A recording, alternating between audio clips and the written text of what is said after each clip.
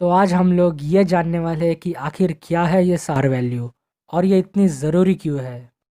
सो hey guys, मैं हूँ संदेश और आप देख रहे हैं टेक्नोग्राफ संदेश YouTube channel. So let's begin the video.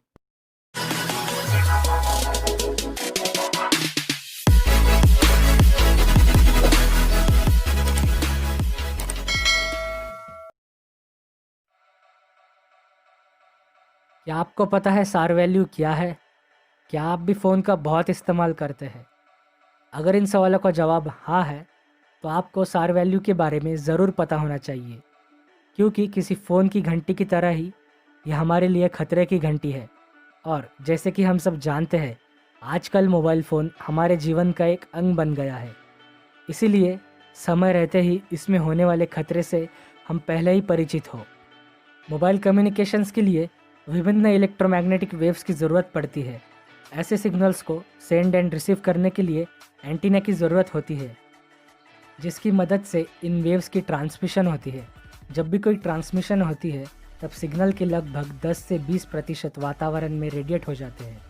ऐसा इसीलिए क्योंकि इन सिग्नल्स में कुछ ऐसी पावर होती है जो जाने आने में डिस्पैट हो जाती है, जिसे हम मोबाइल रेडिएशंस भी कहते हैं। मोबाइल के यूजेज के ऊपर ये रेडिएशन लेवल डिपेंड करती है। इसीलिए इस रेडिएशन को कंट्रोल करने के लिए सार वैल्यू का इस्तेमाल किया जाता है। सार वैल्यू सार वैल्यू का full form specific absorption rate होता है। ये एक मापदंड होता है। इसकी मदद से हम ये माप सकते हैं कि किसी भी इलेक्ट्रॉनिक डिवाइस के इस्तेमाल करते वक्त उसमें कितनी मात्रा में इलेक्ट्रोमैग्नेटिक वेव्स रेडिएट हो रही है, जो हमारे शरीर द्वारा एब्जॉर्ब हो रही है। इस रेट को मापने के लिए ये देखा जाता है कि कितनी पावर हमारे कितने वजन के टिश्यू में एब्जॉर्ब हो जाती है। इसकी स्टैंडर्ड मेजरमेंट को वैट्स पर किलोग्राम में मापा जाता है। ये रेडिएशंस मेनली हमारे शरीर के दो हिस्से में सबसे ज़्यादा प्रभावित होती है। एक हमारा हेड यानी कि सिर, दूसरा हमारा सिर के निचले वाला हिस्सा यानी हमारा धड़। सिर का भाग इसीलिए क्योंकि जब हम फ़ोन पे बात करते हैं तो यह हिस्सा इस रेडिएशन फील्ड के सबसे ज़्यादा नज़दीक होता है। इन रेडिएशंस को स्टैंडर्डाइज करने के लिए गवर्नमेंट ने कुछ फिक्स स्टैंडर्ड बना दिए हैं, जिससे ये पता चलता है कि इन स्टैंडर्ड्स के ऊपर कोई भी मोबाइल मैन्युफैक्चरर अपना मोबाइल नहीं बना सकता। इसमें इंडिया और यूएस का जो स्टैंडर्ड है वो सेम है, जो 1.6 वैट पर किलोग्राम है, जिसे 1 ग्राम ऑफ टिश्यूज़ को लेकर बनाया गया है। वही यूरोपियन कंट्रीज़ में ये 2 वैट पर किलोग्राम है, जिसे 10 ग्राम ऑफ टिश्यूज़ को लेकर बनाया गया है। तो चलिए दोस्तों, जानते हैं रेडिएशंस हमारे शरीर के लिए कितने खतरनाक साबित हो सकते हैं। अगर हमारा शरीर इन रेडिएशंस को ज़्यादा देर एब्जॉर्व करता रहे तो हमारे टिश्यूज़ ब्रेक डाउन हो सकते हैं, जिससे हमारे डीएनए को बहुत नुकसान हो सकता है। और बहुत से डॉक्टरों का ये मानना है कि इसमें ब्रेन ट्यूमर और कैंसर होने के चांसेस भी काफ़ी बढ़ जाते हैं।